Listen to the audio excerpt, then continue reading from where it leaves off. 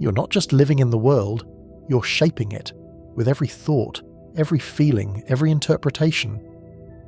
From the moment you wake up, your mind begins telling you a story about what is happening. But here's the thing, the world is not showing you the truth, it's showing you your version of the truth. The same event can be a miracle or a tragedy depending on the lens you look through. Science calls this the observer effect. At the quantum level, particles exist in many possible states until they are observed. The act of observation collapses that field of possibilities into a single outcome. It's as if reality is waiting for consciousness to tell it what to become. This isn't just a physics experiment, it's life. Your consciousness is constantly collapsing possibilities into your lived reality. Two people can walk the same street at the same time. One notices beauty, the other sees only chaos. Which one saw the real world? Both did, and neither did. Because reality is not objective, it's personal. The world you inhabit is the one filtered through your beliefs, your memories, your mood, and your expectations. Every time you decide something is good or bad, possible or impossible, you are not recording reality, you are creating it. Perspective is not just a mental trick, it's the operating system through which the universe becomes your personal experience. You see, the mistake most people make is thinking they're looking at a finished world, as if reality is some static painting hanging on the wall of the universe. But the truth? Reality is still being painted, and you're the one holding the brush. This is where spirituality and quantum physics shake hands. In quantum mechanics, there's something called the observer effect, a principle that says the mere act of observing a system changes its state. At the subatomic level, particles exist in a state of pure potential, a wave of probabilities. They don't become something specific until an observation collapses that wave into a single outcome. Now here's the thing. You are always observing. Every second, every choice, every judgment, every belief, and those observations collapse possibilities into the reality you experience. Think about this. Your consciousness is not a passive spectator. It's an active participant in shaping the world around you. What you call perspective is actually the creative filter through which you decide what this moment will become. Perspective is not just how you see, it's what you allow to exist for you. Two people can look at the same scene. One sees danger, betrayal, and scarcity. The other sees opportunity, trust, and abundance. Both are right. Not because the truth changes, but because the truth is too big to see all at once. Your mind selects the fragment that matches your inner world. This is why, spiritually speaking, your inner reality is the architect of your outer one. You've heard, change your thoughts, change your life? That's not a motivational slogan. It's a description of the physics of consciousness. Picture your mind as a forge. Every emotion you feel, every belief you carry, every expectation you hold, these are the metals you throw into the fire. Your perspective is the hammer that shapes those molten metals into the tools you use to navigate life. When you expect beauty, you forge beauty. When you expect betrayal, you forge betrayal. Not because the universe is biased, but because it's responsive.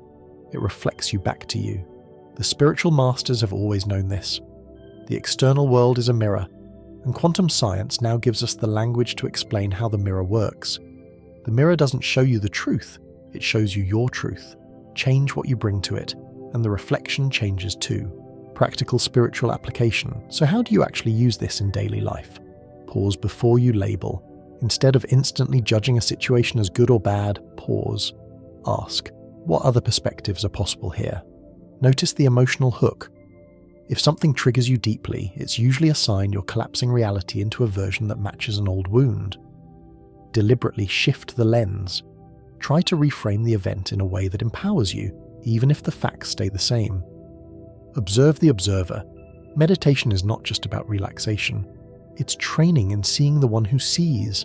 An allegory, the painter and the window. There's an old story about a painter who lived in a small, dimly lit room with one window. Every day he painted what he saw outside. Grey streets, tired people, clouds heavy with rain. One day a traveller visited. He walked to the window and cleaned the glass, revealing a stunning garden beyond. Blooming flowers, golden sunlight, children playing. The painter was shocked.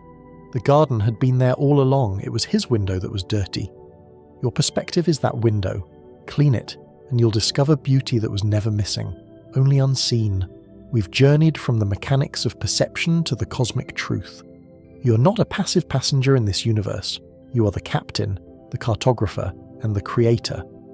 Perspective is the steering wheel. Consciousness is the engine. The destination, that's entirely up to you.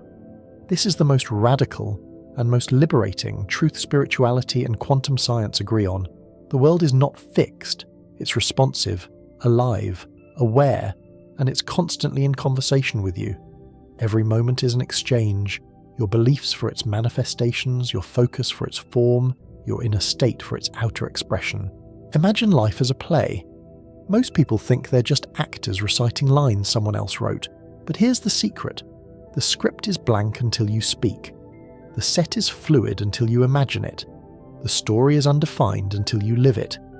And every time you shift your perspective, every time you choose a thought aligned with truth rather than fear, you rewrite that script in real time.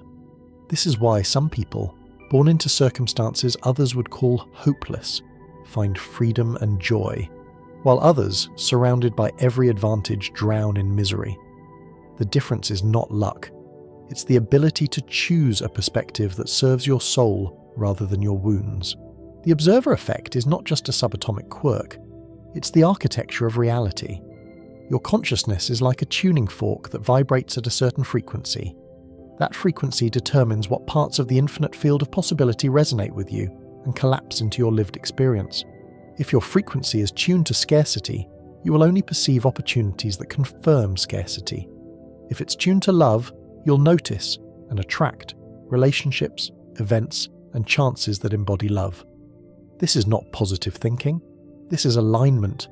You're not forcing the universe to bend to your will. You're harmonizing with the aspects of reality that match your chosen state of being. Every person lives with two selves. The default self, shaped by past conditioning, fears, and inherited beliefs. This self runs on autopilot, recycling old perspectives and recreating the same life over and over. The conscious self, the awakened observer who sees that the mind is just one lens among many, and who chooses their lens deliberately. The spiritual journey is the process of letting the conscious self take the wheel. Not because the default self is bad, but because it's blind. It sees only what it has seen before, and so it can only create what it has created before. Here's how you live with the awareness that your perspective is your most powerful tool. Stay in the question. Instead of rushing to conclusions, ask open-ended questions that expand possibilities. What beauty is hidden here? What lesson is being offered? How could this be for my growth? Curate your inner environment. Guard the thoughts, emotions, and influences you entertain, because these are the raw materials your perspective will shape into reality. Practice parallel perspectives. Learn to hold two truths at once. A challenge can be both painful and an opportunity. A goodbye can be both an ending and a beginning. Anchor in awareness. Spend time each day simply observing without judgment. This strengthens the conscious self and weakens the grip of the default self. If enough people understood this, truly understood it, the world would change overnight. Wars would dissolve when leaders realize they are not defending reality, but their perspective on it. Divisions between people would fade as they saw that the enemy was just another version of themselves, viewing the same truth from another angle. And maybe that's the ultimate spiritual work, to hold a perspective big enough to contain all perspectives, to see through the eyes of the universe, which knows no judgment, no scarcity, no separation, only infinite possibility. The universe is asking you right now, what will you choose to see? Will you stare at the dirt on the window, or will you clear it and see the garden? Will you be a prisoner of the default self, or the architect of the life your soul came here to live? You have the brush. The canvas is blank. The quantum field is infinite. The next scene of your life will be painted by your perspective. Paint it well.